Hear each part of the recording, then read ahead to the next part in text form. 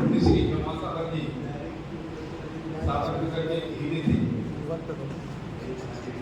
और उनका एक बहुत बड़ा विशेष वर्ग पूरे देश में विभिन्न स्थानों पर स्थापित है।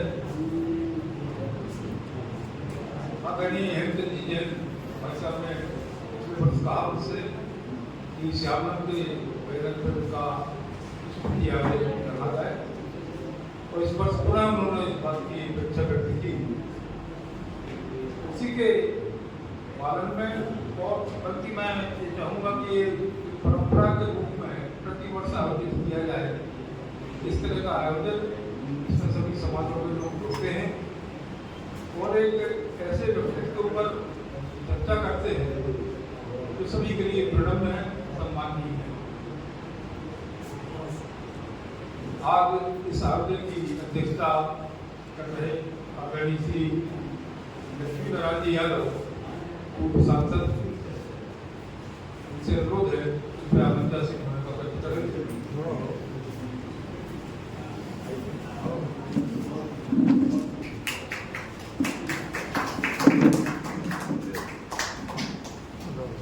कार्यक्रम की मुख्य अतिथि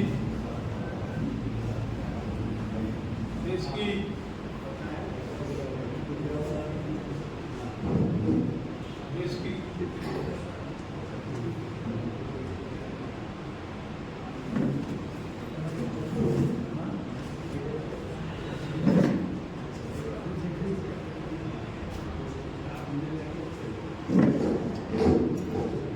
की जानी मानी कथाकार साहित्यकार श्री डॉक्टर सरसिंह जी आज हमारे इस कार्यक्रम की शिरकत की है।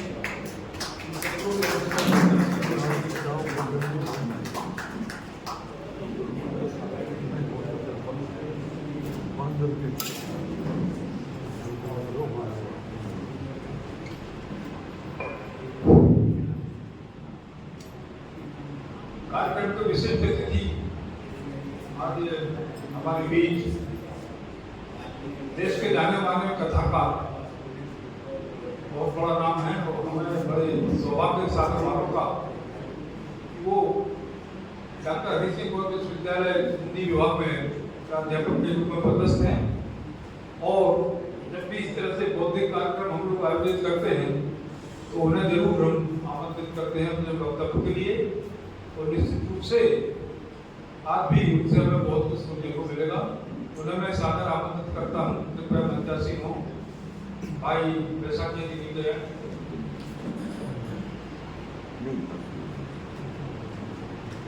हमें इस आयोजन के लिए स्नेहित सान्निध्य जिनका प्राप्त है उनमें सर्वप्रथम ब्रह्मचारी श्री डी राकेश जी, कृपया नहीं आते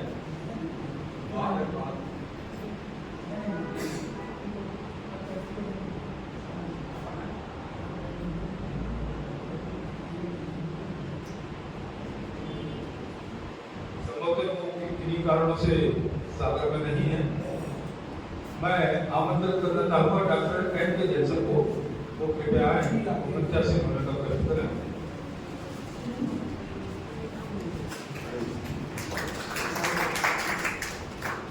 हम लोगों के जमाने में मार्गदर्शक और बड़े भाई के रूप में जो रहे, जिनसे हम लोगों ने बहुत कुछ सीखा और इन्हीं कारणों से आज हम लोग इस तरह के मंच स्थापित करके कुछ ना कुछ करने की स्थिति में है।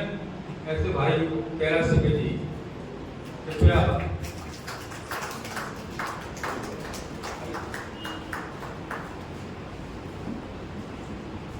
मेरे बड़े भाई और इस आयोजन के मुख्य सूत्रधार श्री हेमचंद जी जैन हेमा भैया, जिन्हें हम प्रेम से हेमा भैया ही कहते हैं, कृपया उनको जाएगा। और श्री अरुण सिंह जी, उनकी पूजनीय क्षमासागर जी के दाता है। पंचासी मिनट का व्यक्त करें।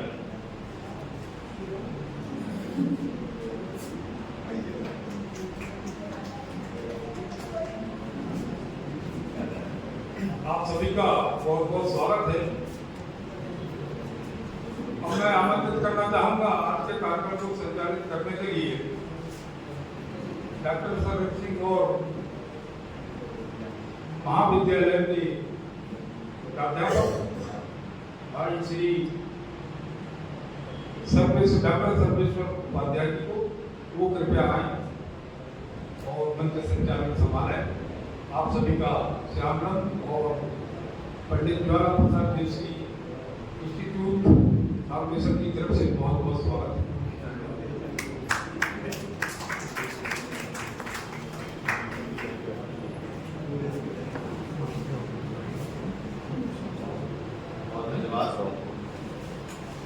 श्यामनंद संस्था एवं पंडित ज्वाला प्रसाद जोशी फाउंडेशन के संयुक्त तत्वावधान में आयोजित इस गरिमापूर्ण कार्यक्रम में आप सभी का एक बार पुनः स्वागत है। मैं मंचासीन अतिथियों से विनम्रतापूर्वक आग्रह करता हूँ कि वह विद्या की अधिष्ठात्री देवी माँ सरस्वती जी के समक्ष एवं हम सबके श्रद्धेय संत शिरोमणि पूजनीय श्री क्षमा सागर जी महाराज के चित्र पर माल्यार्पण कर इस कार्यक्रम की विधिवत शुरुआत करें। आदरणीय मंच सुश्री बरेली जी ने प्रस्तुत किया। गुरु तेरी साधना तेरे संयम को बंधन है, हे तपस्वी तेरी हर एक अदा को बंधन है। इन्हीं शब्दों के साथ में मंचासीन अतिथियों के स्वागत के लिए सर्वप्रथम इस गरिमापूर्ण कार्यक्रम की अध्यक्षता कर रहे पूर्व सांसद आदरणीय दादा लक्ष्मीनारायण यादव जी के स्वागत के लिए श्यामनंद संस्था के अध्यक्ष सम्माननीय उमाकांत जी से अनुरोध करता हूं कि वह इस कार्यक्रम के अध्यक्ष आदरणीय यादव जी का पुष्प गुच्छ से सम्मान करें।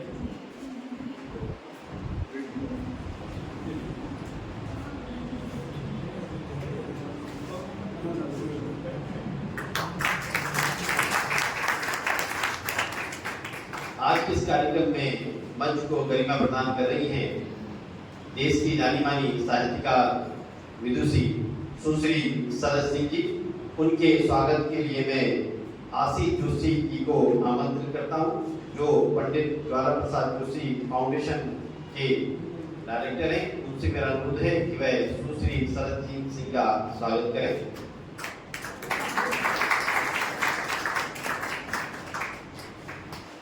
मंच पर ही आज गरिमा प्रदान कर रहे हैं डॉक्टर ऋषि गौर केंद्रीय विश्वविद्यालय के हिंदी विभाग के प्राध्यापक और देश के जाने माने कथाकार सम्मानीय डॉक्टर आशुतोष मिश्र जी। उनके स्वागत के लिए मैं कपिल बैसाखे जी से अनुरोध करता हूं कि वह उनका स्वागत करें।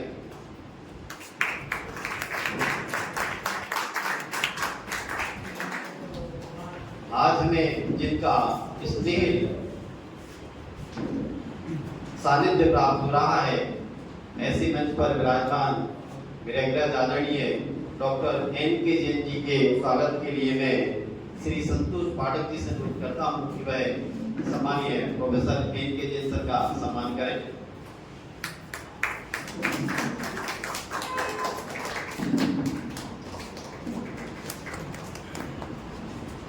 मंच पर विराजमान है सम्मानीय कैलाश संगे जी। उनके स्वागत के लिए मैं विनोद तिवारी जी से अनुरोध करता हूं, जो श्री राम सेवा समिति के अध्यक्ष हैं, कि वह आदरणीय कैलाश संगे जी का स्वागत करें।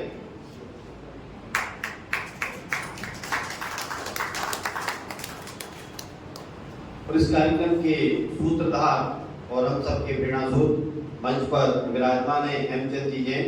उनके स्वागत के लिए मैं श्री हरि सिंह ठाकुर जी अध्यक्ष स्वर संगम समिति सागर को अनुरोध करता हूं कि वह उनका स्वागत करें।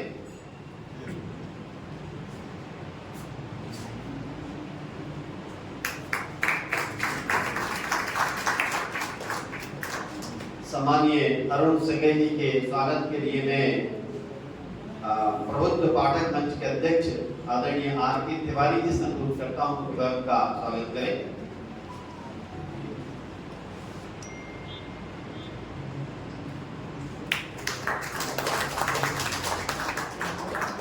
मंचासीन अतिथियों के स्वागत के साथ ही इस कार्यक्रम को गरिमा प्रदान करने के लिए आप सब सभागार में उपस्थित हुए, आपकी उपस्थिति को मैं सादर स्वागत करता हूं और स्वागत उद्बोधन के लिए श्री आशीष जोशी जी को आमंत्रित करता हूं कि वे अपना स्वागत उद्बोधन दें। सम्माननीय आशीष जोशी जी।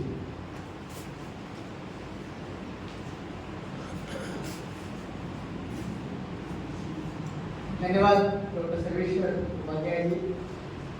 आज श्यामलम और पंडित ज्वाला प्रसाद जोशी फाउंडेशन के तत्वावधान में आयोजित इस समाधि दिवस के आयोजन में आप सब इस सभागार में कृपापूर्वक पधारे। आप सबका मैं संस्था द्वारा की तरफ से हार्दिक अभिनंदन करता हूँ और यह हमारे लिए और सागर के लिए यह बड़ा सौभाग्य का विषय है कि हमारे सागर शहर में जन्म लेकर सागर विश्वविद्यालय से एमटेक कर मुनिश्री ने वीतरागी बनकर शुल्लक दीक्षा ग्रहण की और एक लंबा सफर तय किया। लेकिन इस माटी में कहीं कुछ ऐसी बात है कि जो वीतरागी होने के बाद भी व्यक्ति के अंदर की जो रचनात्मकता है उसको उकेट के रख देती। तो ऐसे ही मुनिश्री क्षमा सागर जी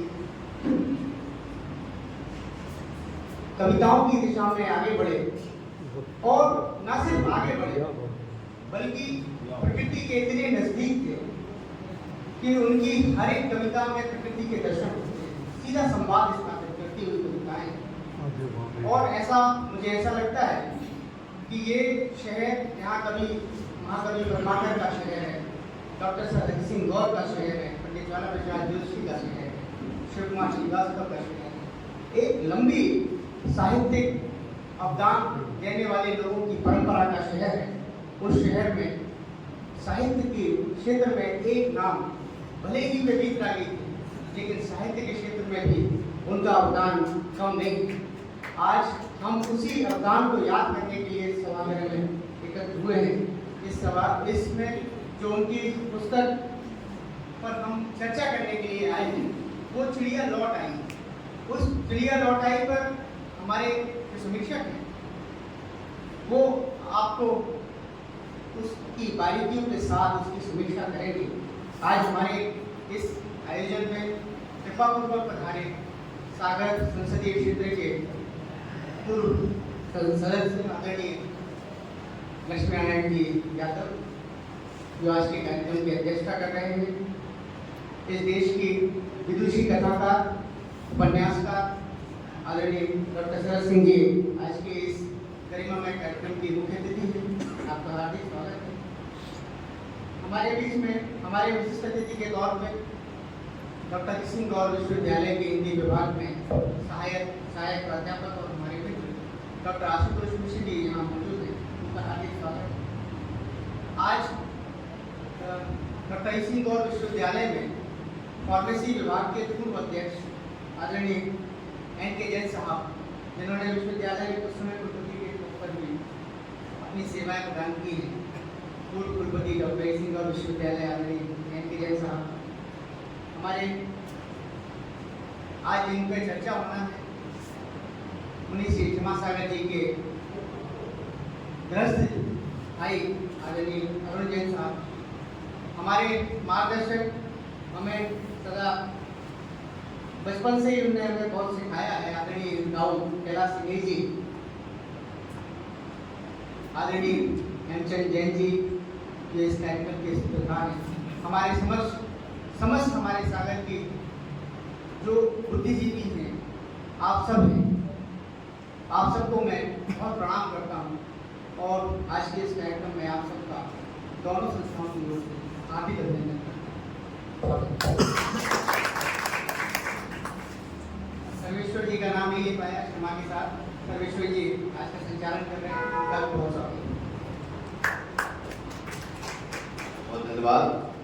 इस कार्यक्रम को मैं आगे ले जाते हुए मंच पर हमारे बीच में सम्मानीय अरुण सेंगे जी हैं, मंचासीन हैं।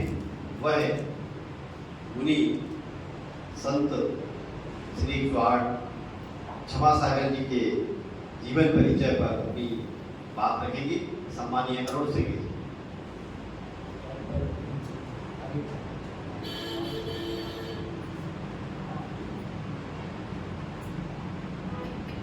मुनि श्री क्षमा सागर जी की काव्य रचना पर ऋषभ समैया जी अपनी काव्य रचना की प्रस्तुति के लिए मैं उन्हें सादर आमंत्रित करता हूँ। सम्मानीय ऋषभ समैया जी।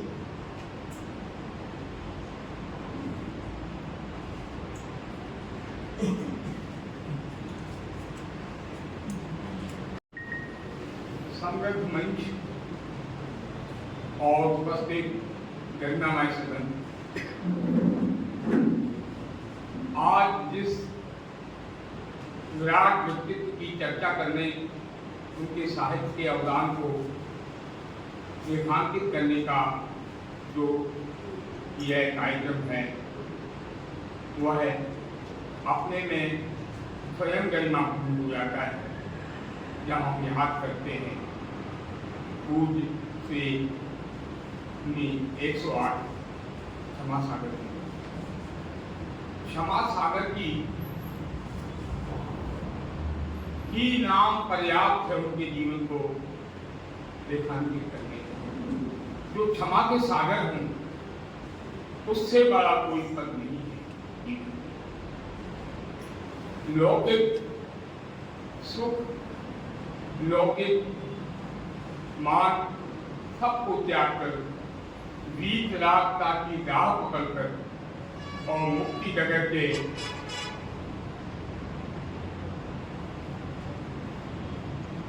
यात्री बनकर जिन्होंने इस बुंदेलखंड को नहीं, सारे देश को पूरी तरह से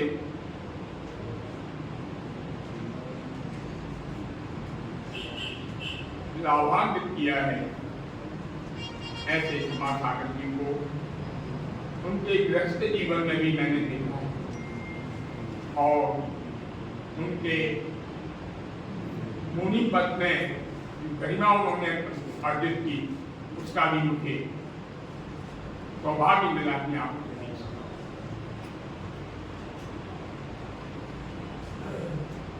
रिश्ते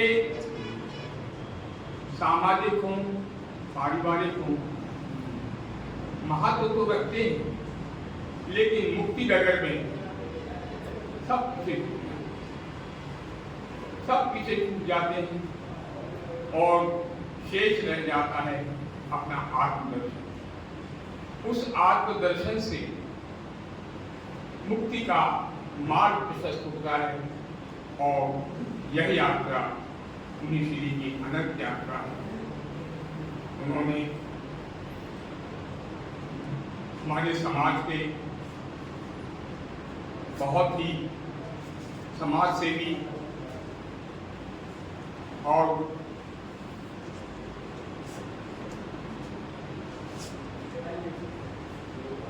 जीवन कुमार जी व्यस्त जैन के जो पिताश्री थे, उनने बहुत सामाजिक सरोकारों की स्थिति दी और उनको यह गौरव मिला उनका कितने आगे बढ़ गया और कितना उन्होंने अपने जीवन को सर्वोत्तम उपलब्ध किया। मैं उनके चरणों में श्रद्धा अर्पित करता हूँ, नमन करता हूँ, नमस्कार करता हूँ और एक चौपाई से जितनी सांसें हंसकर गुजरी, समझो उतनी उम्र जी गए, उन पल का जीना क्या जीना, जिन क्षण आंसू मौत की। इन्होंने एक एक सांस का उपयोग मुक्ति नगर के लिए किया। ऐसे परम व्यक्तित्व को मैं सादर नमन करता हूँ।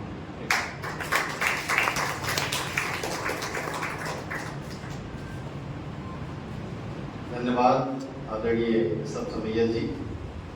निश्चित तौर से संत का आचरण भी हम सबके लिए अनुकरणीय होता है। उनका त्याग, उनकी तपस्या, उनकी साधना, उनका संयम, उनका धैर्य, ये सब में कहीं न कहीं प्रेरणा देता है और यही प्रेरणा हमारे जीवन के लिए अनुकरणीय होती है। इन्हीं शब्दों के साथ मैं मंचासीन आदरणीय कैलाश सिंह जी को आमंत्रित करता हूँ कि वह अपना उद्बोधन दें। आदरणीय कैलाश सिंह जी।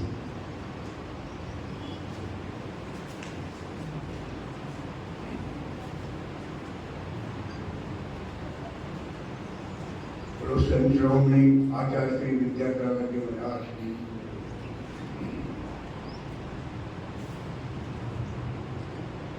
जय की प्रतिष्ठित साहित्य को चलता श्यामलम एवं जी इंस्टीट्यूट के संयुक्त तत्वाधान में आयोजित आज के समाधि दिवस स्मृति और पुस्तक चर्चा ये अत्यंत आत्मीय समारोह की अध्यक्षता कर रहे परम आदरणीय पूर्व सांसद, पूर्व शिक्षा मंत्री आदरणीय यादव जी, हमारे देश की प्रसिद्ध साहित्यकार आदरणीय राजा सिंह जी, सागर विश्वविद्यालय हिंदी विभाग के प्राध्यापक आदरणीय आशुतोष मिश्र जी, सागर विश्वविद्यालय वाल्मीकि विभाग के पूर्व अध्यक्ष आदरणीय एन.के. जैन साहब, इस समारोह के सूत्रधार प्रसिद्ध समाजसेवी आज हनुमान जी, जिन स्मृति में हम ये आयोजन यहाँ पर आयोजित कर रहे हैं, उनके अध्यक्ष भाई अरुण सिंगल जी, इस सभागृह में उपस्थित परम आदरणीय चौरसिया जी, आदरणीय हरि सिंह ठाकुर जी, आदरणीय तिवारी जी, आदरणीय पूरन सिंह जी, भाई सब समैया जी, दीपी चंदेरिया जी, कपिल गसाकिया जी, मैडम झारिया जी, जे फाउंडेशन संस्थापक आदरणीय आशीष जोशी जी, आदरणीय श्यामाकांत मिश्रा जी, सभी लोग मेरे बीच में याद उपस्थित परिचय शिक्षक को मेरे प्रणाम नमस्कार। ये ऐसे संत जिन्हें नमते और का क्रंदन हो जाता है, ये ऐसे संत जिन्हें नमते और का क्रंदन हो जाता है, जिनके चरणों में आकर अंगारा चंदन हो जाता है, जबकि चेतन का जगताती तंतो तन्मय हो जाता है, जिनके चरणों में आकर उसका बंधन हो जाता है। श्रवण संस्कृति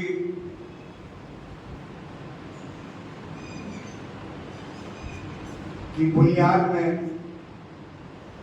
सम्यक दर्शन, सम्यक चारित्र और सम्यक ज्ञान की त्रिवेणी का कहीं एक संगम देखना है तो वो हमारे सागर नगर के गौरव मुनि एकवार क्षमा सागर महाराज के चरणों में हमें दर्शन करने को मिलेगा। संसार की समस्त विभूतियों से विभूषित बचपन से जो सोने की चम्मच लेके पैदा हुए थे, शिक्षा के क्षेत्र में एमटेक जैसी सर्वोच्च उपाधि को प्राप्त कर जिन्होंने बीत रास्ता की दिशा चुनी, ऐसे क्षमा सागर महाराज की स्मृति में आज का हम ये आयोजन कर रहे हैं।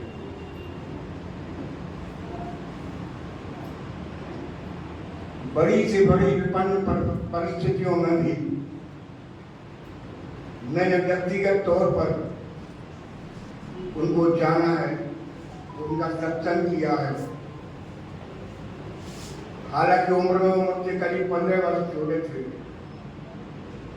लेकिन व्यवहार में हम उनके परिवार के सदस्य थे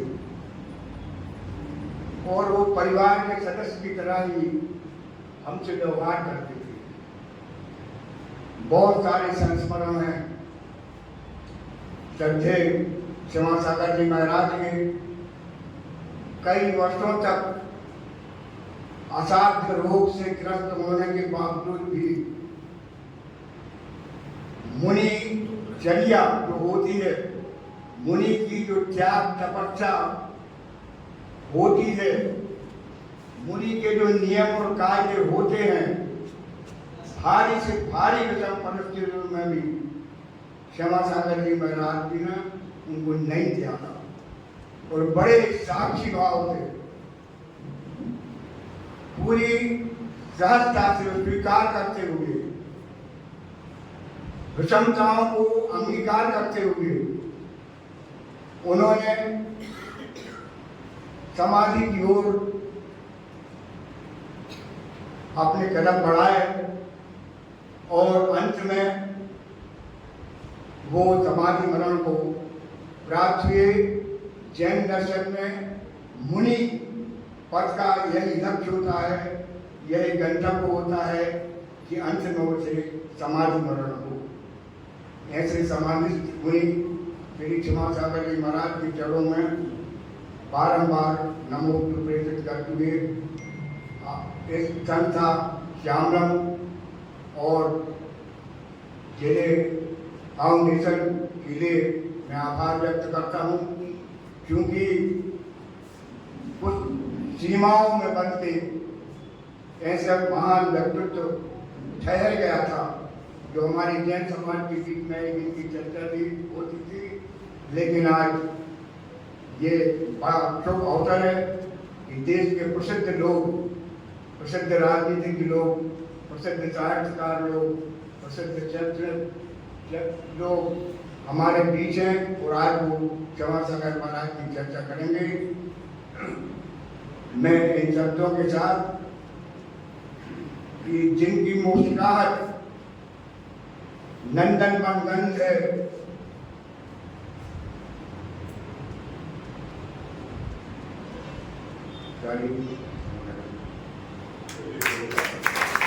कैलाश संघे जी, इसके बाद में मंच पर विराजमान सम्मानीय एनके जैन सर को अनुरोध करता हूँ कि वह भी अपना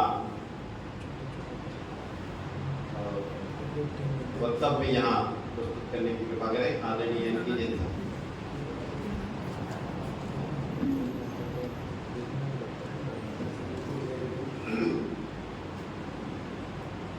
मंच पर विराजमान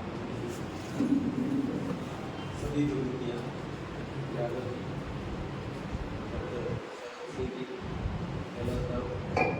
हमारे अंचल भैया, भैया, अनु भाई, मिश्रा जी, सर्वेश्वर, आप सभी पधारे हुए। मेरे लिए सौभाग्य की बात है कि मैं आज इस सभागार मंच है उसको साझा कर रहा हूँ।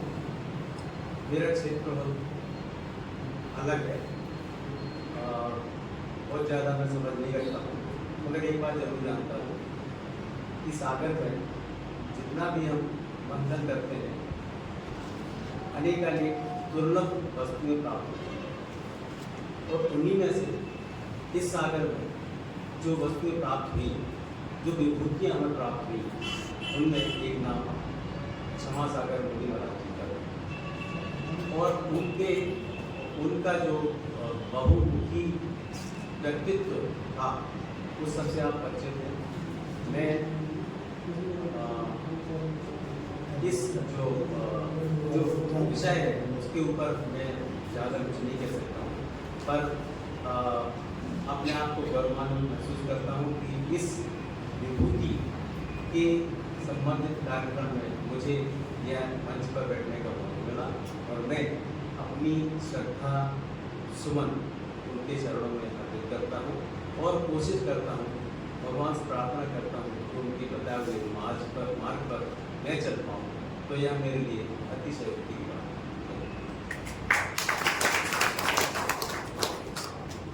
बहुत धन्यवाद आदरणीय जैन सर। मंच पर मंचासीन है डॉक्टर ऋषि गौर केंद्रीय विश्वविद्यालय हिंदी विभाग के प्राध्यापक सम्मानीय डॉक्टर आशुतोष मिश्री जी, जो देश के जाने माने कथाकार भी हैं और अच्छे साहित्यकार भी हैं और जिनकी लेखनी समाज को लगातार ऊर्जा प्रदान करती है।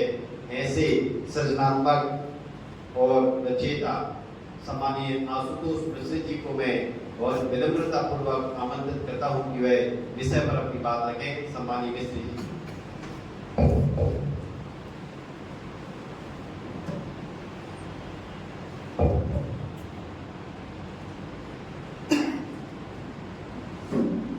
आज के इस महत्वपूर्ण आयोजन की अध्यक्षता कर रहे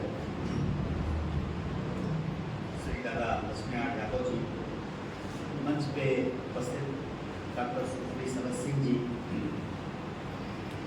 श्री कैलाश सिंह जी, श्री हेमचंद जैन जी, श्री अरुण सिंह जी, संचालन कर रहे सदस्य उपाध्याय जी, बड़े विज्ञान हैं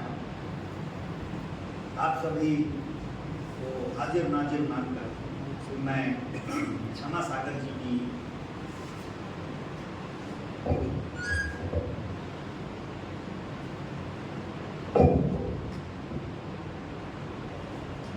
माइक की बड़ी दुर्गति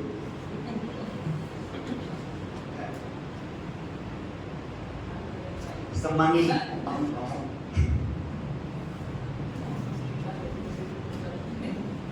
मैं क्षमा सागर जी की जो पुस्तक सृजा लौट आई है मुझे उपलब्ध कराई गई थी। इसके पूर्व भी मैंने उनकी कुछ कविताएं और उनकी कुछ कार्य संग्रहों से मैं परिचित हूँ और उनको मैंने अपने स्तर पे देखा, जाना, समझा है। मैं कुछ बातें उनकी जो संग्रह मेरे पास है चिड़िया लौट आई है उनकी कविताओं के हवाले से करूँगा, लेकिन बहुत कम कविताओं का उदाहरण मिला क्योंकि यह संग्रह पढ़ते हुए मुझे कुछ दूसरे ख्याल भी है कि आखिर क्या है क्षमा सागर जी की इस काव्य व्यक्तित्व में और इन कविताओं कौन सी बातें हैं उन्हें खास बनाती हैं और उनके आधार तत्व क्या है। तो मैं जितनी मेरी समझ है उस स्तर पर मैं आपसे बात करना चाहता हूँ। पहले तो ये कि मुनि क्षमा सागर जी को पढ़ना और उनकी कविताओं से गुजरना खुद को अपने समय एक नए ढंग से आविष्कृत करने का तरीका है। एक अच्छी कविता के बारे में कहा जाता है कि वह आत्मा के आत्मविश्वास से उपस्थित है। ये परिभाषा कविता के संदर्भ में मैंने बहुत पहले कभी पढ़ा था कि एक अच्छी कविता आत्मा के आत्मविश्वास से उपस्थित है। मैं बहुत लंबा समय बीता और मैं अक्सर सोचता था कि आत्मा के आत्मविश्वास से उपजी हुई वो कविता, उसके नाम नक्श कैसे होते हैं, उसकी बिनाई कैसी होती है, उसका ताप कैसा होता है। इसमें अब मुझे कोई संकोच नहीं है यह कहते हुए कि अच्छी कविता और ये आत्मा के आत्मविश्वास से उपजी हुई कविता की जो मेरी खोज थी, तलाश थी, वो मुनि क्षमा सागर की कविताओं तक आके विश्राम। आप सबको मालूम है, जैसा कि ये भी कहा भी गया, कि मुनि जी महाराज एक वीतरागी संत थे और आमतौर पे ऐसे संतों की चिंताएं और सरोकार एक सामान्य मनुष्य से बिल्कुल अलग और भिन्न। पर जब आप मुनि क्षमा सागर जी की कविताओं को के पास आते हैं तो आपको लगता है कि जीवन और जगत को लेकर, जैसे मैंने कहा कि एक संत की चिंताएं जीवन जगत को लेकर बिल्कुल डिफरेंट होती हैं, लेकिन ऐसे बड़े संत, एक वितरागी संत की कविताओं तक आएंगे तो आप देखेंगे कि एक जीवन और जगत को लेकर एक संत के अपनी अवधारणाएं और एक सामान्य मनुष्य की जो अवधारणाओं का प्राइमरी अपोजिशन है वह टूटता सा नजर आता है। नजर क्या आता है? टूटता ही है। लेकिन ये टूटना सिर्फ टूटने के लिए नहीं है, ये टूटना एक नई दुनिया, नया भावबोध रचने के लिए। मुनि क्षमासागर जी ने अपनी कविताओं में जीवन जगत के विभिन्न क्षेत्रों से विषय लिए और ऐसा लगभग सभी सचेत कवि करते हैं। पर यहाँ खास बात यह है कि मुनि क्षमासागर जी ने जो विषय चुना है, खासियत उस विषय में नहीं है, उस विषय को देखने के नजरिए में, देखने का अंदाज ही एक बात है, वो तत्व है जो किसी भी चीज को सामान्य से विशेष बना देता है। मिसाल के तौर पर मैं आपके समक्ष अज्ञे की एक कविता नाच, जो प्रसिद्ध कविता है, उसकी कुछ पंक्तियां मैं लाना चाहता हूं। कविता तो बहुत लंबी है, लेकिन जिन पंक्तियों से मेरा मकसद आप तक पहुंचेगा मैं उन्हीं का उल्लेख करूंगा। अज्ञे की एक कविता है नाच। कविता शुरू होती इस पंक्ति से कि एक तनी हुई रस्सी है जिस पर मैं नाचता हूं। फिर उस नाच की डिटेलिंग है, एक तनी हुई रस्सी है जिसमें मैं नाचता हूं, और कविता के आखिर में आगे कहते हैं कि और वही मेरा नाच है जिसे सब देखते हैं, मुझे नहीं, रस्सी को नहीं, खंभे नहीं, रोशनी नहीं, तनाव भी नहीं, सिर्फ देखते हैं तो नाच। इस कविता के उल्लेख के साथ मैं आपसे अर्ज करना चाहता हूं कि हम क्या देखते हैं, ये निर्भर करता है कि हम कहां से देखते हैं। मशहूर इतिहासकार E.H. कार ने व्हाट इज हिस्ट्री में इसे ही वेंटेज पॉइंट कहा है। हम क्या देखते हैं ये निर्भर करता है कि हम कहां से देखते हैं। जब मैं आपसे ये कह रहा हूं कि विषय वही रहने के बावजूद मुनि क्षमासागर जी का उस विषय को देखने और उसे बरतने का अंदाज खास है, तो उसके पीछे का आधार भी यही है कि मुनि क्षमासागर जी उस विषय को, उस पहलू को, उस मुद्दे को जहां से देखते हैं वह जगह हमारी और आपकी जगह से बहुत अलग है। वैसे भी कहा जाता है कि चीजों को देखने का जो ठीक ठाक तरीका है, उसके लिए जरूरी है कि हमारे और उसके बीच में एक ऑब्जेक्टिव डिस्टेंस होना चाहिए। बिना ऑब्जेक्टिव डिस्टेंस के हम चीजों को कभी भी ठीक से नहीं देख पाते। हमारे और उसके में दूरी होनी चाहिए। आंखें सब देखती हैं, लेकिन जिसको देखना हो, जो चीज देखना हो, उसको हमारी आंखों में एकदम चिपका दीजिए, वही आंखें नहीं देखती। इसलिए एक अलग विमर्श में कहा जाता है कि यदि किसी समाज का, किसी राष्ट्र का या मनुष्य को या उसके जीवन को ठीक समझना है, तो पहले उस राष्ट्र, उस समाज, उस जीवन के बाद बनाए हुए विमर्श थोड़ी दूरी बनाए, थोड़ा दूर आके देखिए। और यह दूरी जो बनाने का पद्धति है, इसमें ये होता है कि जो तत्कालिक प्रभाव होते हैं, सांसारिक प्रभाव होते हैं, उससे आप बच जाते हैं और चीजें साफ दिखने लगती हैं। इस लिहाज से देखें तो क्षमासागर जी महाराज ने इस सकल बसारा को छोड़कर उससे बाहर जाके खड़े और उनमें इस जगत को, उनमें और इस दुनिया के बीच में वो जो ऑब्जेक्टिव डिस्टेंस जिसकी दरकार है वो इस्टेब्लिश हो चुका है। इसलिए वे चीजों को उसके आर पार देखने का यह परिवर्तित जो बोध है कैसे काम करता है, इसके लिए मैं एक छोटी सी कविता का उदाहरण दूंगा। कविता है कि सांझ के किनारे खड़े होकर मैंने पहाड़ से उतरी रात को देखा। सांझ के किनारे खड़े होकर मैंने पहाड़ से उतरी रात को देखा और सोच में डूब गया कि अंधेरा कितनी जल्दी उतरा। सुबह रोशनी के लिए सूरज को पूरा पहाड़ चढ़ना पड़ा। तो मैंने आपको एक कविता के सामने उद्धृत किया तो आप दिल पे हाथ रख के सोचिए कि आप में से कितने ऐसे लोग हम में से यहाँ होंगे जो होती हुई रात को देखकर इससे पहले ये सोच पाए होंगे कि सुबह रोशनी के लिए सूरज को पूरा पहाड़ चढ़ना हो। जाहिर है कि उनमें से मैं नहीं। मैंने इस कविता को पढ़कर ही समझा और इस मुद्दे पर, इस बात पर ध्यान गया कि रात तो हो गई है, रात पहाड़ से उतर आई है, बहुत जल्दी उतर आई, लेकिन कल सूरज को रोशनी के लिए पूरा पहाड़ चढ़ना पड़ेगा। आप कविता की भावबोध से थोड़ा सा दरकिनार रख दीजिए। यूं भी देखिए, कवि ने तो ठीक से सोचा ही कि हम रात देख रहे हैं, वो रोशनी देख रहा है, और रोशनी के लिए पूरा पहाड़ चढ़ना। जाहिर सी बात है कि रोशनी चाहे जगत की हो, चाहे आत्मिक उजाले की हो, चाहे बाहर की हो या भीतर की हो, बिना पहाड़ चढ़े हो नहीं सकती और न उसको पाया जा सकता है।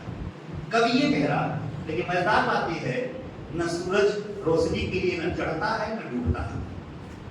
हकीकत क्या है?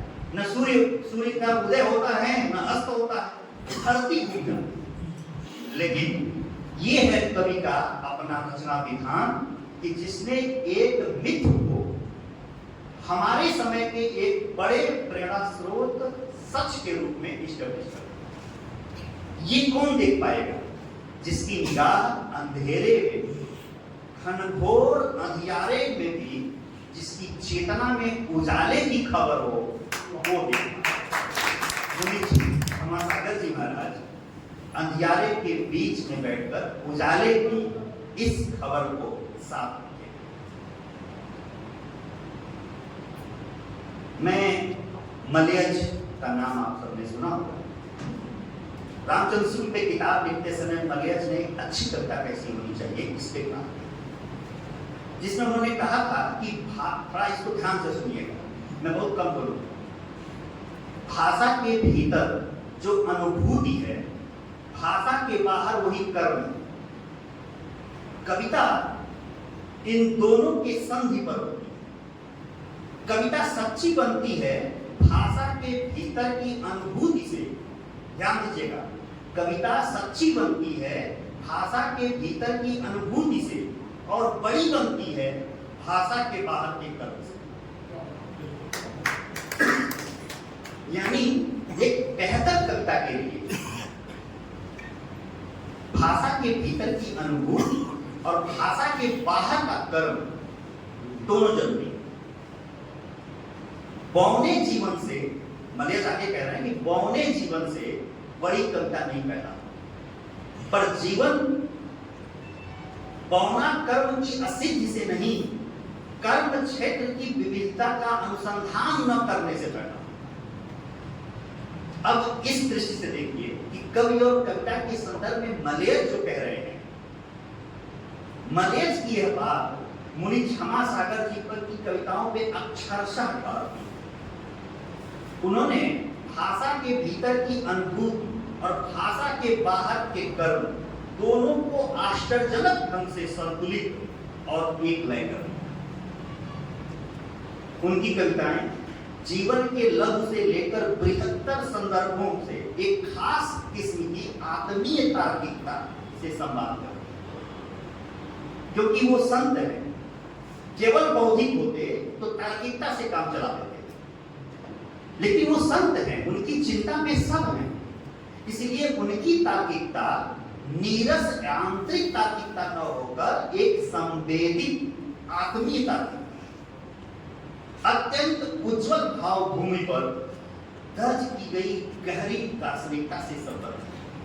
किंतु कवि ने जीवन और आस्था से अर्जित जो दार्शनिकता है उसको अपने अनुभूति में बुला लिया।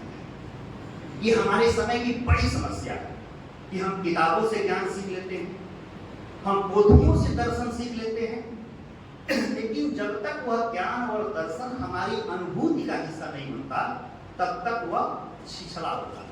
इसी को याद करते हुए, ध्यान करते हुए हजारी प्रसाद द्विवेदी ने कभी कहा था कि पंडिताई भी एक बोझ है, उबारती नहीं तो डुबा देती। और ये कौन सी पंडिताई है? जो हमारे अनुभूति का हिस्सा नहीं। लेकिन अब क्षमासागर जी इतने बड़े संत, इतने सारे लोग उनकी कविताओं पे क्यों बात कर रहे हैं? कारण ये है कि जो दार्शनिकता थी, आस्था और प्रार्थना से जो अर्जित दार्शनिकता थी, उसको मुनि जी महाराज ने अपनी संवेदना के साथ अपनी अनुभूति में बुला दिया था। इसलिए वह उनका अर्जन हम सबका अर्जन बन के फैलता है। क्षमा सागर जी ने सिद्ध कर दिया है कि अनुभव अनुभूति का हिस्सा हो जाए, जब अनुभव, देखिए अनुभव और अनुभूत दो शब्द है। अनुभव सबको होता है, अनुभूत किसी किसी को होता है। अनुभव सबको होता है, लेकिन जब अनुभव का अनुभव हम करने लगे तब वो अनुभूति बनती है। गर्मी लगना अनुभव है, गर्मी लग रही है ये अनुभूति। इसलिए अनुभव तक तो हम सब हैं। अनुभव को जो अनुभूति में बुला देता है वो बनता है संत, वो बनता है कवि, वो बनते हैं क्षमा सागर। तो सच ये है कि अनुभव जब अनुभूति का हिस्सा हो जाए, वहीं से जन्म लेती है एक बड़ी और श्रेष्ठ कविता। और इसको क्षमा सागर जी की कविताओं में आप शुरू से लेकर आखिर तक इसको हकीकत में बदलते देख सकते हैं। मैं अपनी बात की तस्दीक के लिए मुनि क्षमा सागर जी की एक कविता आपके सामने रखना चाहता हूं। मैंने उदाहरण के लिए बहुत छोटी छोटी कविताएं लिखी चुकी। कविता है, हमारी हर सांस मौत के नाम रोज रोज खत लिखती। हमारी हर सांस मौत के नाम रोज रोज खत लिखती है, लेकिन मौत एक रोज आकर खुद जवाब देती है। लेकिन मौत एक रोज आकर, वो रोज रोज खत लिखा जा रहा है। पूरा जीवन जीना क्या है? दरअसल वह मृत्यु के नाम एक खत है। लेकिन जिस दिन उसको ख्याल आता है तो एक दिन मौत आके खुद जवाब देती है। अब जानते हैं कि मौत का जवाब क्या होता है। इसी बात को शोपेनहाइजर कहते थे कि जिंदगी क्या है? दरअसल जीवन बहुत हद तक मृत्यु की अनुपस्थिति है। मृत्यु उपस्थित हुए तो जीवन नहीं है। अब आप सोचिए कि एक बड़ी बहुत गहरी बात को किस काव्यात्मक लय में मुनि जी महाराज ने कहा।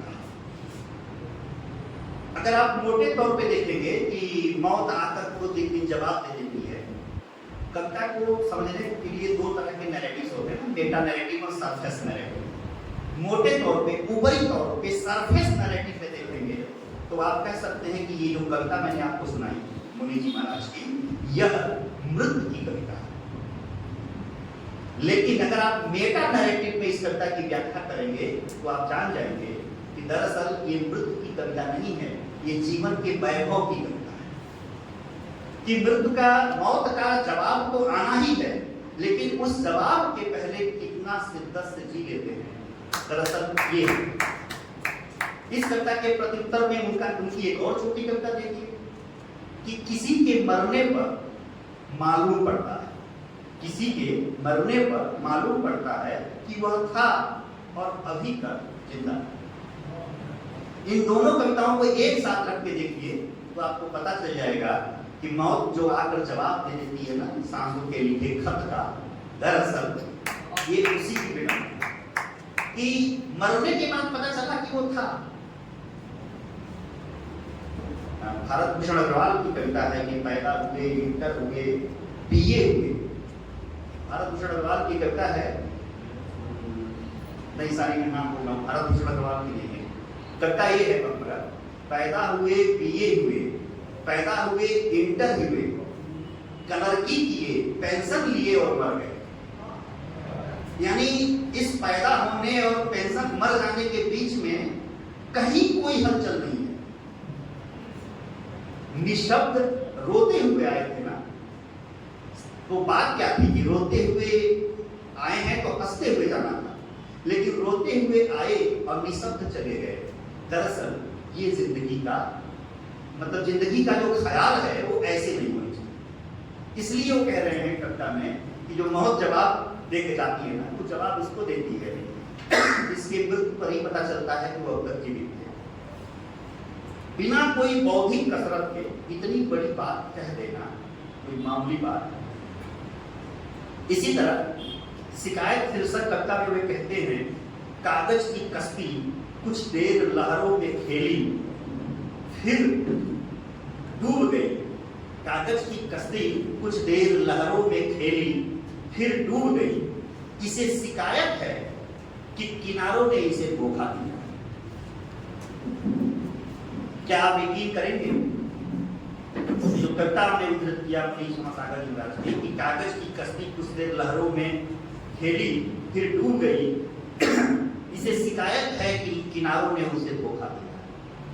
अब आप यकीन करेंगे कि कुल 41 अक्षरों की इस कविता में कितनी बड़ी बात कही गई।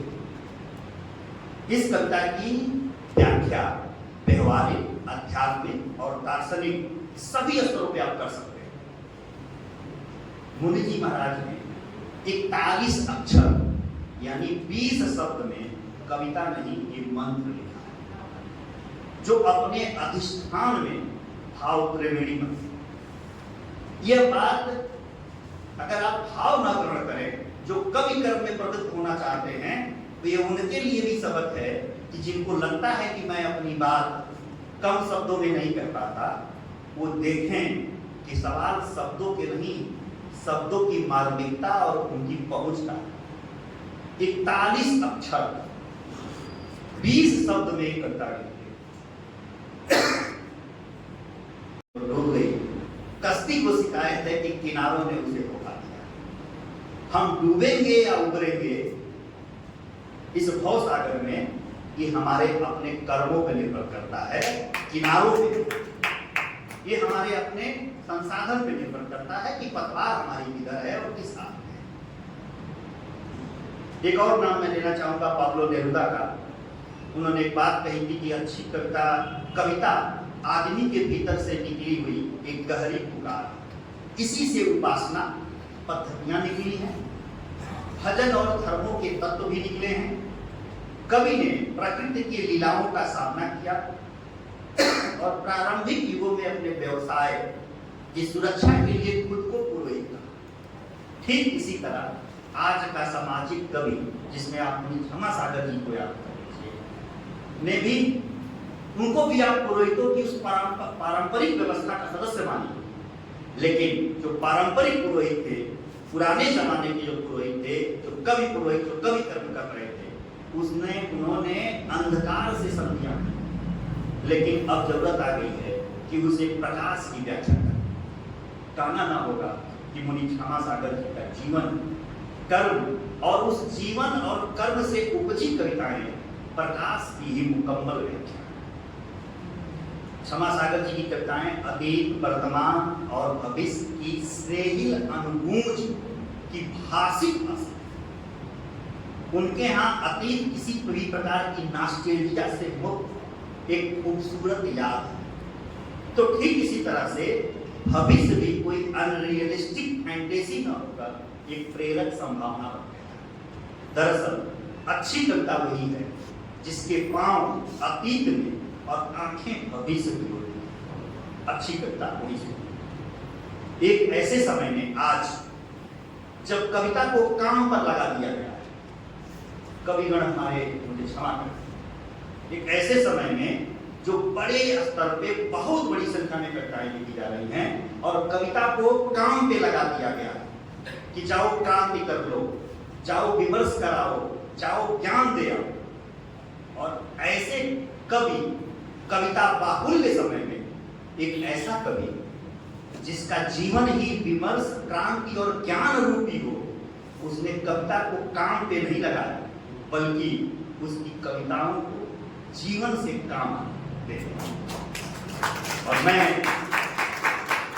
आखिरी बात कहना चाहता हूं कि अच्छी कला वही है जिसको देखकर जिंदगी की याद आती। क्षमासागर जी महाराज की कविताएं जब आप पढ़ेंगे, आप उससे मिलेंगे, तो उसमें व्याकरण नहीं दिखेगा ऊपर, उसमें शब्द नहीं दिखेंगे, उसमें भाव नहीं दिखेंगे, उसमें छंद नहीं दिखेंगे, उसमें शुरू से लेकर आखिर तक एक मुकम्मल खूबसूरत जिंदगी नजर आई।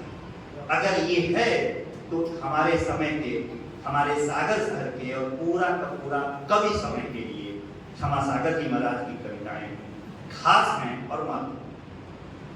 आखिर में क्षमा सागर जी की कविताओं के बारे में मैंने आपसे जो कुछ भी कहा उसकी सच्चाई के प्रति मैं बहुत आश्वस्त हूँ, क्योंकि स्वयं क्षमा सागर जी ने अपनी एक कविता में कहा है कि लिखने के बाद लिखा हुआ भले ही झूठ हो जाए, लिखने के बाद लिखा हुआ भले ही झूठ हो जाए, मगर लिखते वक्त हम झूठे नहीं। धन्यवाद। बहुत धन्यवाद सम्मानीय मिश्र जी। निश्चित तौर से आपने मुनि श्री क्षमा सागर जी की काव्य रचना पर चर्चा भी की और अन्य कवियों से उनकी तुलना भी प्रस्तुत की।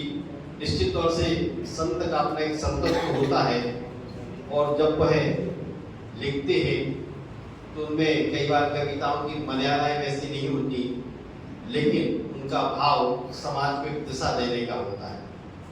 वह उनका अध्ययन जो होता है वह वस्तुनिष्ठ होता है, व्यक्तिनिष्ठ नहीं होता। और जब हमारा मन कभी घबराता है, जब हमें चंचलता घेरती है, जब हमें चपलता, काम, क्रोध, मत्सर घेरता है, तब ऐसे ही संत के विचार हमें कहीं ना कहीं प्रेरणा देते हैं। इन्हीं शब्दों के साथ में मंच पर विराजमान है देश की जानी मानी साहित्यकार और प्रतिष्ठित हस्ताक्षर जो इस कार्यक्रम की मुख्य अतिथि भी हैं, सम्मानीय सुश्री सरस सिंह जी। उनको मैं बहुत विनम्र सर्वप्रथम मैं परम पूज्य हृदय स्मरणीय मुनि क्षमा सागर जी के चरणों में नमन करती हूँ, उनका स्मरण करती हूँ। श्यामलम और काला प्रसाद जोशी के संयुक्त आयोजन में हम मुनि श्री का स्मरण कर रहे हैं। उनके समाधि दिवस के रूप में मैं कहूँगी कि उनका ये समाधि दिवस वस्तुतः अमरत्व दिवस है। समाधि के बाद एक मुनि उस अवस्था में पहुंच जाता है जो मृत्यु की बाधा को पार कर चुका, अमर हो जाता है। तो हम एक तरह से उनका अमरत्व दिवस मना रहे हैं। यहाँ मंचासी इस कार्यक्रम के अध्यक्ष परम आदरणीय दादा लक्ष्मी नारायण यादव जी, कथाकार डॉक्टर आशुतोष मिश्र जी, MP जैन जी, कैलाश जैन जी, हेमचंद जैन जी और बड़े भाई अरुण सिंह जी तथा संचालक सर्वेश्वर उपाध्याय जी, बहुत ही अच्छा संचालन कर रहे हैं सर्वेश्वर जी। और अभी आपने जो मुनि क्षमा सागर जी की कविताओं पर भाई आशुतोष मिश्र जी के विचार सुने, उन्होंने बहुत ही अद्भुत तरीके से व्याख्या की, बहुत ही सटीक व्याख्या की। और अभी जब भाई आशुतोष आके बैठे तो उन्होंने मुझसे पूछा कि कितनी देर में बोला। मैंने कहा मुझे स्मरण नहीं है, मैं मंत्र होकर सुन रही, तो समय का तो मुझे ध्यान ही नहीं हुआ। दरअसल एक बात मैं शुरू में ही कहना चाहूँगी, एक तरह से जहाँ से आशुतोष भाई ने छोड़ा वहाँ से ही मैं बात आगे बढ़ाना चाहूँगी। होता क्या है कि जब हम किसी ऐसे व्यक्ति, ऐसे महामना की साहित्य या कविताओं की चर्चा करते हैं जो मुनि हो, संत हो, आचार्य हो, तो एक पूर्वाग्रह हमारे भीतर अपने आप पैदा हो जाता है और हम ये सोच के चलते हैं, ये मान के चलते हैं कि उसमें निश्चित रूप से धर्म दर्शन तो होगा ही और बड़ी क्लिष्ट बातें होंगी, बड़ी गूढ़ बातें होंगी, शायद हम समझ ही ना सकें। ये एक भ्रम अपने आप पैदा हो जाता है क्योंकि हमारे जो मन में एक छवि रहती है मुनिषी के प्रति कि वो बहुत ज्ञानी व्यक्ति हैं, उनको तत्व ज्ञान हो चुका है, उनको दर्शन का ज्ञान हो चुका है, तो निश्चित रूप से जो कुछ भी उन्होंने कविता में लिखा होगा बहुत गूढ़ता से लिखा होगा, बड़े क्लिष्ट शब्दों का, कठिन शब्दों का प्रयोग किया होगा। लेकिन जब मुनि क्षमा सागर की कविताओं को आप पढ़िए तो ये सारा भ्रम, ये सारा पूर्वाग्रह खंडित हो जाता है, टूट जाता है। एकदम सरल सहज शब्द, एकदम सरल बातें, जैसे अभी भाई रसूल ने पहाड़ से रात उतरने वाली कविता का उदाहरण दिया। कितनी सरल सी बात है, हम सब देखते हैं कि किस तरह से रात उतरती है और फिर सूरज दूसरे दिन उगता है, लेकिन इस पर किसी का ध्यान नहीं जाता कि किसी सूरज ने शुरू किया होगा। लेकिन यही जीवन की सच्चाई है, सदचर्या है। और इसीलिए मैंने जब भी क्षमा सागर जी की कविताओं को पढ़ा, हर बार कोई ना कोई नया आयाम मेरे सामने खुला। और मैं हमेशा ये पाती हूँ कि उनकी बीत रागी कविताओं में जीवन का सच है, एक ऐसा सच जो हम आप सब का सच। हम जो यहाँ बैठे हैं, मेरे सामने जो ये विद्वजन सभागार में मौजूद है, हम आप सभी मुनि क्षमा सागर जी के प्रियजन हैं, परिजन हैं। क्योंकि जो व्यक्ति संत हो जाता है, मुनित्व को प्राप्त कर लेता है, वह भले वितरागी हो जाए, लेकिन सारा जग, सारे लोग उसके अपने हो जाते हैं।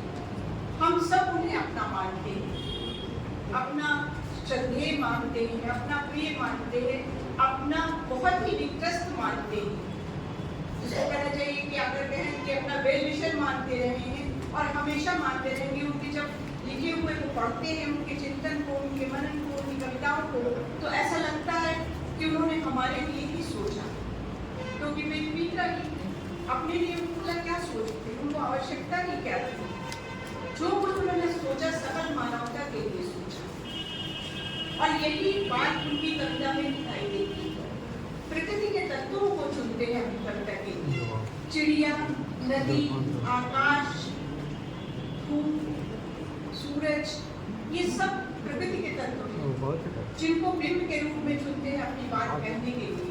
क्योंकि ये सारी चीजें हम सब देखते हैं, कोई कठिन बिंब नहीं लाते, कोई कठिन उपमा नहीं लाते, ऐसी कोई उपमा वो नहीं देते जो हम आप देख नहीं सकते, जिसको महसूस नहीं कर सकते।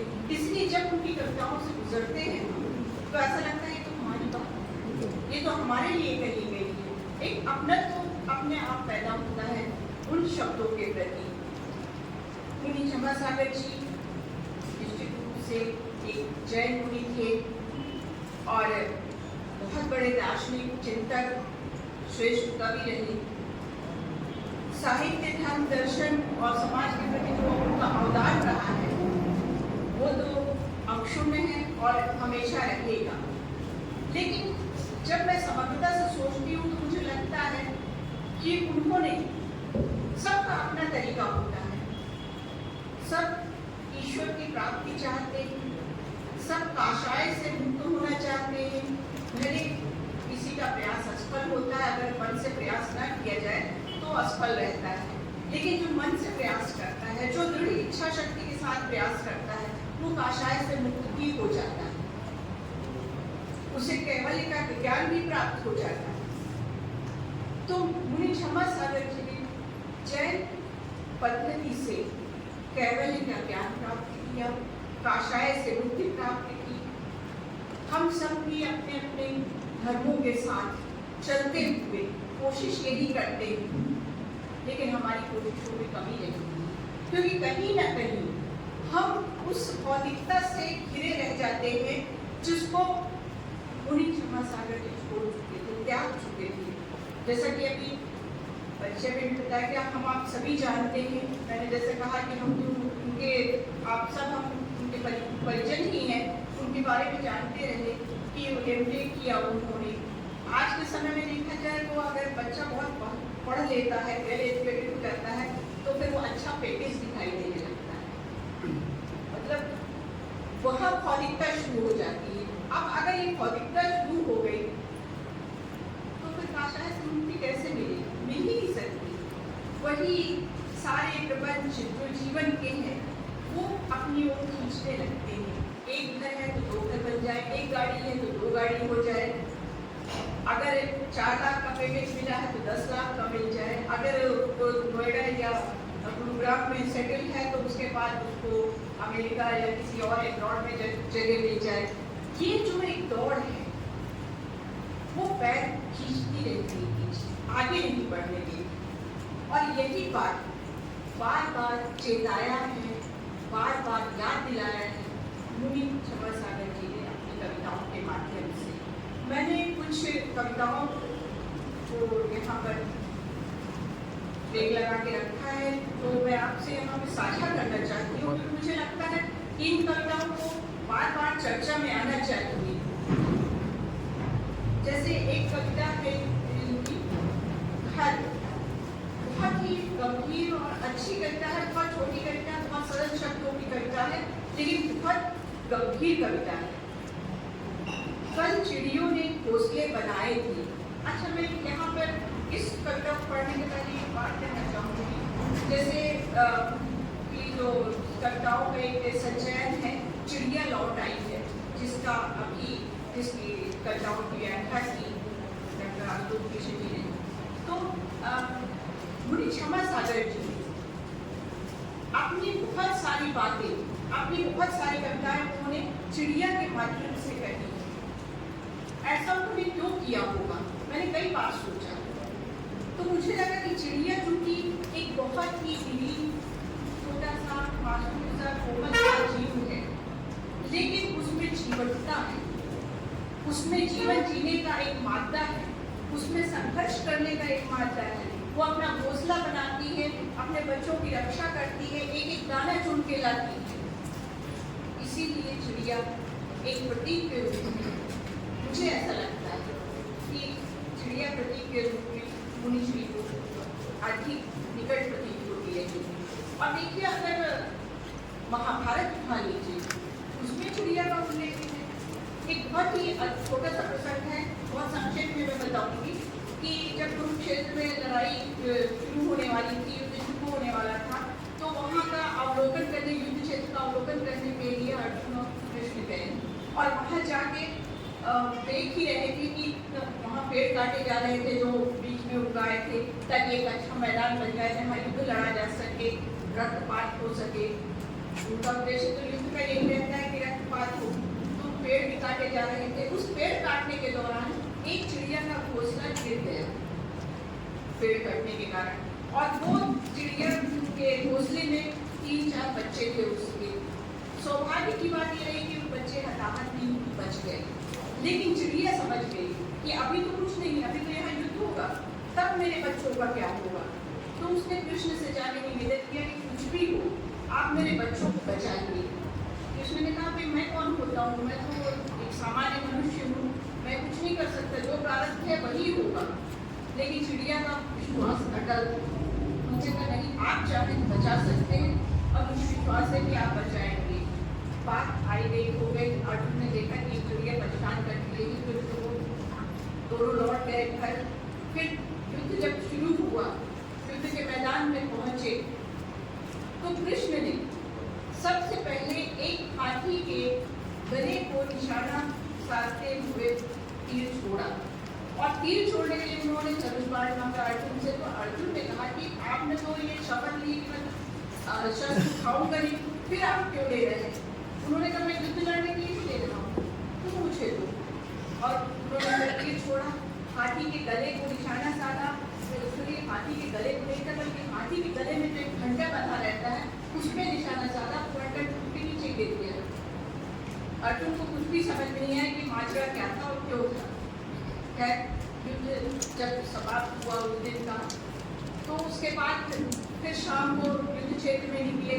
अर्जुन ने फिर पूछा कि आपने वो हाथी को भी हताहत नहीं किया, सिर्फ उसका घंटा जो गले में बंधा हुआ था उसको क्यों आपने गिराया।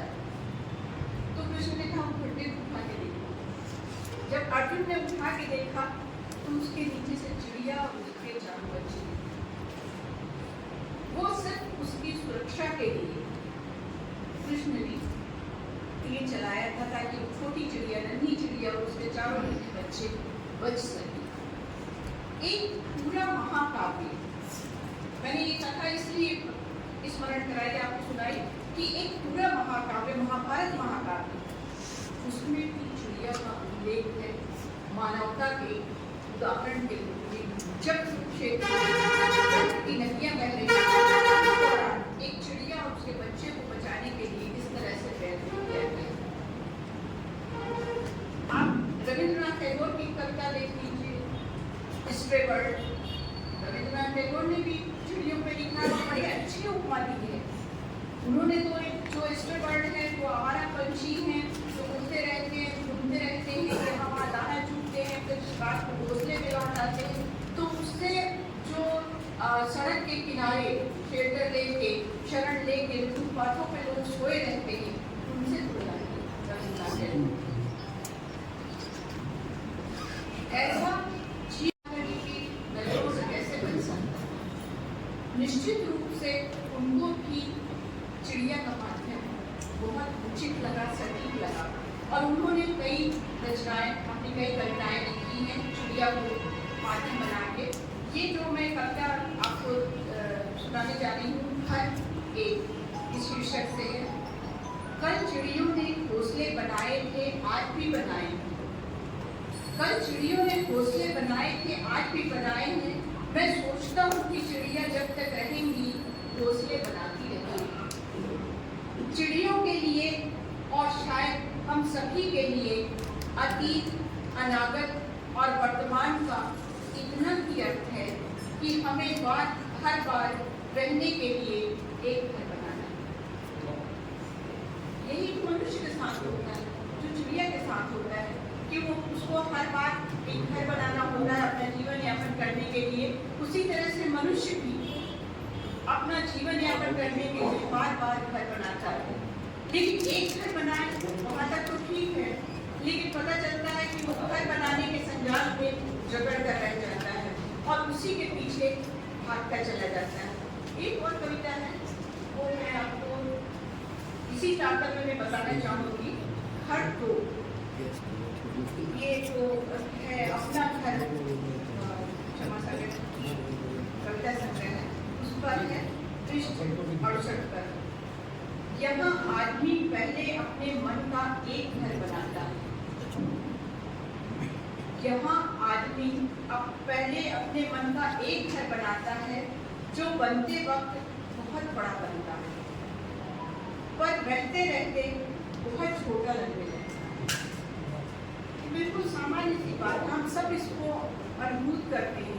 हम सब के साथ ऐसा होता है, जब हम किसी नए घर में प्रवेश करते हैं तो खाली खाली से बहुत बड़ा लगता है, फिर हम उसको सामानों से भरते चले जाते हैं कि वो एक समय बहुत छोटा लगने लगता है। ऐसा लगता है अब इसमें विस्तार की जरूरत है, इसमें मंजिलें खड़ी करने की जरूरत है, कुछ कमरे बनाने की जरूरत है।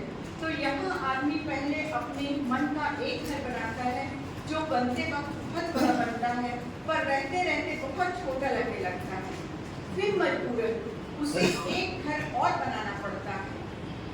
आदमी वही रहता है, घर बदल जाता है। इसी शास्त्र में जब घर बना, दीवारें बनी, तो संबंधों और रिश्तों में किस तरह से व्यवधान आते हैं। एक संत के दृष्टि से आप देखिए, आप ये सोचिए कि एक मुनि श्री ये बात लिख रहे हैं।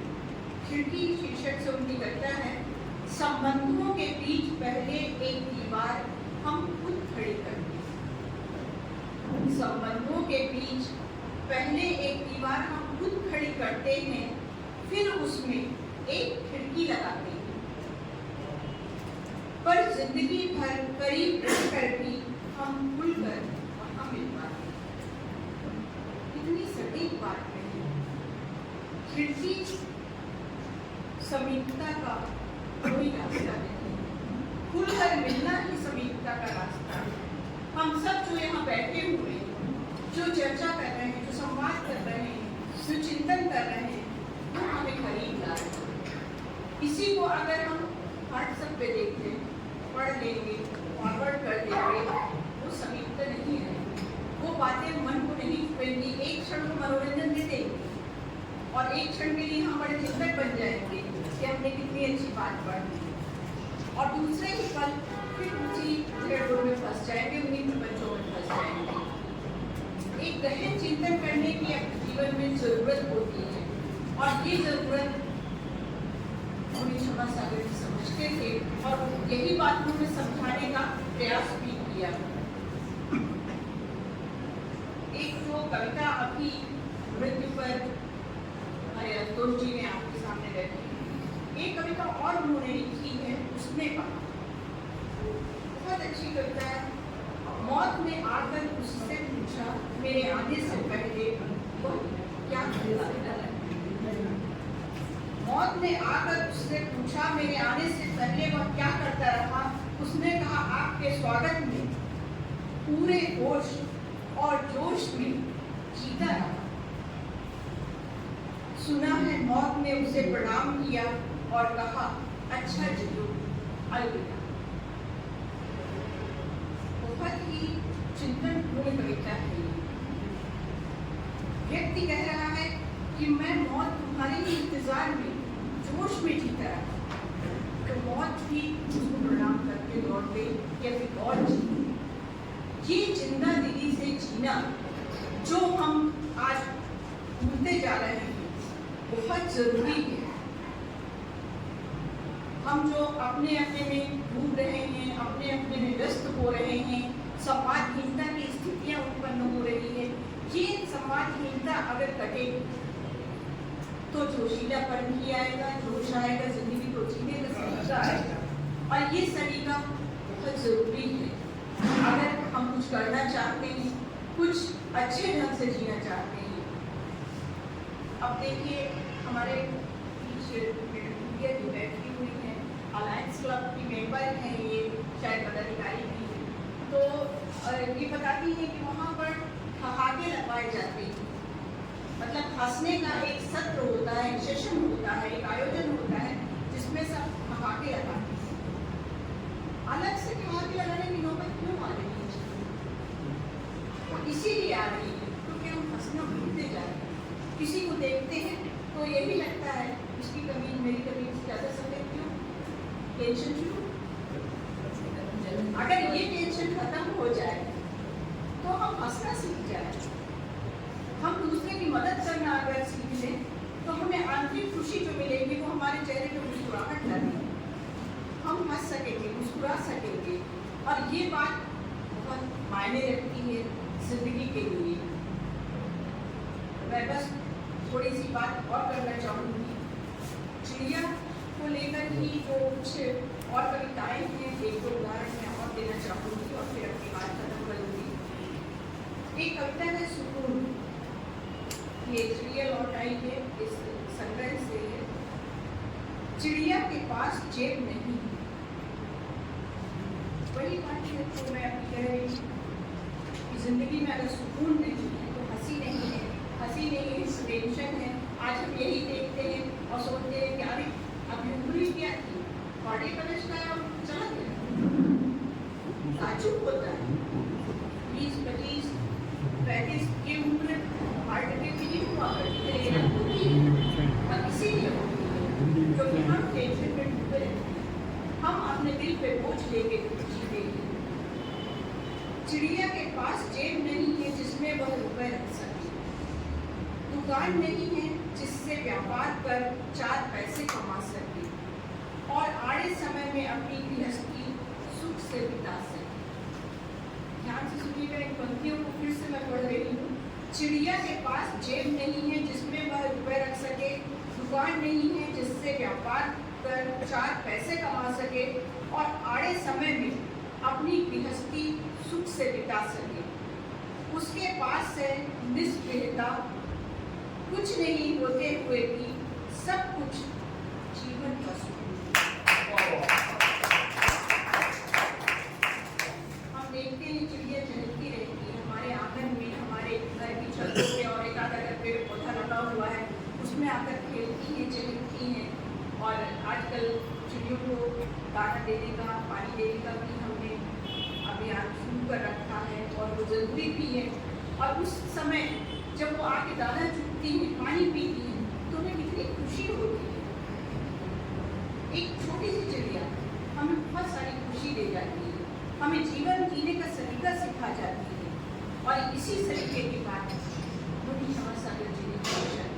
यदि हम उनकी कविताओं के मन को सही ढंग से समझें, बिना किसी पूर्वाग्रह के, बिना किसी डर के, बिना किसी भय के, ये बात भूल जाए कि हम एक मुनि की कविता कर रहे हैं।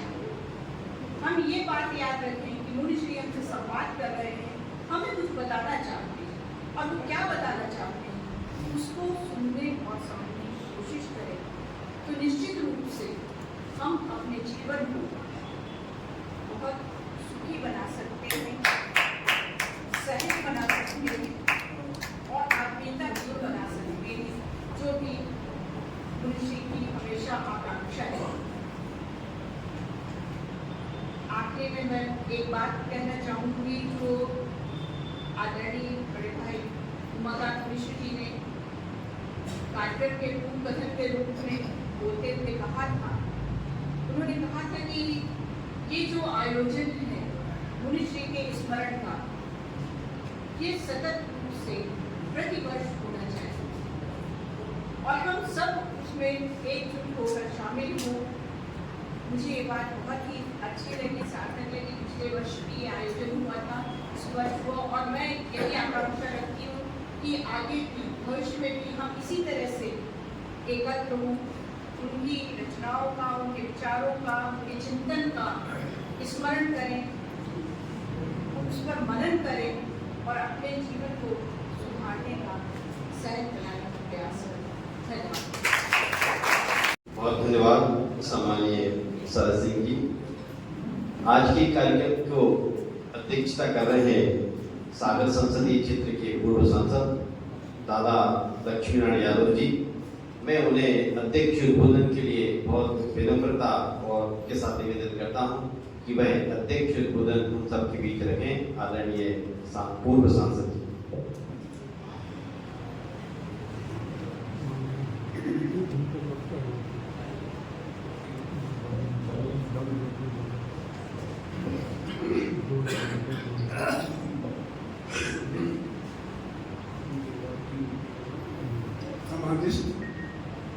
परम श्रद्धेय मुनि क्षमासागर जी महाराज के चरणों में अपना विनम्र नमन करते हुए मंच पर विराजमान श्री सरस सिंह जी, आप सब जानते हैं वो इस नगर की बहुत ही प्रतिष्ठित साहित्यकार हैं, आलोचना है। और सबसे पहले तो मुझे याद आ गया, उनको बधाई देना चाहिए। अभी हाल में ही मध्य प्रदेश सरकार के मुख्यमंत्री ने उनकी योग्यता को मापते हुए उन्हें सम्मानित भी किया है। यहाँ उपस्थित प्रोफेसर आशुतोष जी, यहाँ उपस्थित प्रोफेसर एल साहब, हमारे बहुत पुराने मित्र आदरणीय जयराज दाऊ, हिम्मा भैया, और आज की जो अध्यक्षता कर रहा है कोई इसलिए नहीं कि मैं कुछ साहित्यकार हूँ या करूँ, इसलिए कि हिम्मा भैया का मैं दोस्त हूँ बहुत पुराना, तो उन्होंने कहा तुमको ये अध्यक्षता करनी पड़ेगी। मैंने कहा अच्छी बात है। इसलिए भाई हेमचंद जी, जैन साहब और उपस्थित तमाम सारे प्रबुद्धजन, क्षमासागर महाराज, वैसे मेरी मान्यता ये रही है कि जैन मुनि की दिनचर्या जितनी कठोर होती है वे आदमी उतने ही सुलभ होते हैं। ये मेरी हमेशा से मानता बहुत सुलभ होते हैं, बहुत सज्जन होते हैं, बहुत सामान्य होते हैं, पर ये सब होना बहुत कठिन होता है। मैं आपको बताऊं, उतना ही कठिन होता है जितनी उनकी दिनचर्या कठिन होती है। उनकी दिनचर्या का कोई वो नहीं कर सकता कि हम उससे कंपटीशन कर ले हम किसी प्रकार का। तो और ये जो क्षमासागर महाराज के बारे में ज़्यादा नहीं जानता था भाई, बहुत स्पष्ट बता दूँ। हाँ, पर भाई हेमचंद ने मेरे पास किताब भेजी उनकी, जिसकी अभी समीक्षा हुई, तो फिर उसको पढ़ा। 100-125 पेज पढ़ने पर मैंने ये पाया है कि उनने हर चीज़ के बीच में एक आदमी खड़ा किया है और उस आदमी में संवेदनाएं, इस सारे वातावरण की संवेदनाएं पैदा करने की कोशिश की है, मुझे ऐसा लगा। अब जो भी आप सही माने या वो माने, उनकी एक कविता मैंने पढ़ी, भीड़ में खड़ा आदमी अंदर से बहुत अकेला होता है। तो मुझे लगा कि यार ये तो सबसे अच्छी बात, ये तो नेताओं के बारे में बहुत ज्यादा सही है। ये बात जो है नेताओं के बारे में बहुत ज्यादा सही होती है। और खास तौर से बड़ी देर तक सोचने के बाद मुझे लगा कि तानाशाह नेता होते हैं, वे बहुत अकेले होते हैं, मेरी अपनी व्यक्तिगत मानता है। तो इस लिहाज से मुझे लगा कि बहुत कुछ बड़ी गूढ़ आदमी में संवेदनाएं पैदा हो जाएं, उनका यही प्रयास है कि आदमी में जब संवेदनाएं पैदा हो जाती हैं तो वाकई वो आदमी बन जाता है और उसके देखने का हर चीज़ का नजरिया बदल जाता है। तो इस तरह से मुझे लगा कि मुनि क्षमा सागर जी महाराज ने बहुत सब कुछ व्यक्ति के लिए किया। वैसे भी जैन मुनि हो जाने का मतलब यही है कि आदमी का उत्थान हो, आदमी में तरक्की हो, उसके वो हो, तो यही सब प्रयास होता है। इसलिए मैं भी आज इस स्थान पर उपस्थित होकर आप सबों ने धन्यवाद क्या पूछे देंगे, पर मैं इस कार्यक्रम में यहाँ उपस्थित हुआ, यही मुझे कहना है और मेरा विकास वक्तव्य नहीं है। धन्यवाद। सूचना है आदरणीय दादा यादव जी, इस कार्यक्रम के प्रथम सत्र के, चूंकि यह कार्यक्रम 2 सत्रों में है, द्वितीय सत्र में काव्य कविता पाठ का आयोजन है, तो प्रथम सत्र के समापन के पहले इस पूरे कार्यक्रम के आभार के लिए मैं आमंत्रित करता हूँ उस कार्यक्रम के सूत्रधार आदरणीय हेमचंद जैन जी को कि वह इस कार्यक्रम के प्रथम सत्र का समापन आभार व्यक्त करें। आदरणीय हेमचंद जी।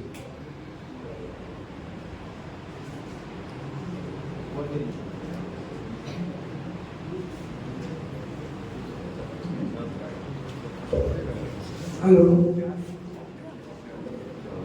सम्मानित मंच और उपस्थित श्रोतागण और जो संस्थाएं इस आयोजन में अपनी सेवा कर निभा रही हैं, उनका भी मैं आभार मानता हूँ, क्योंकि इस आपातकालीन युग में लोगों को 2 मिनट में निकालना भी बहुत मुश्किल है।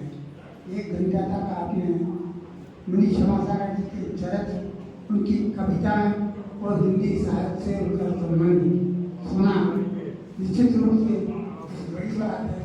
और इस दिशा में मैं आप सब लोगों का आभारी हूँ कि आप सब लोग उपस्थित हुए।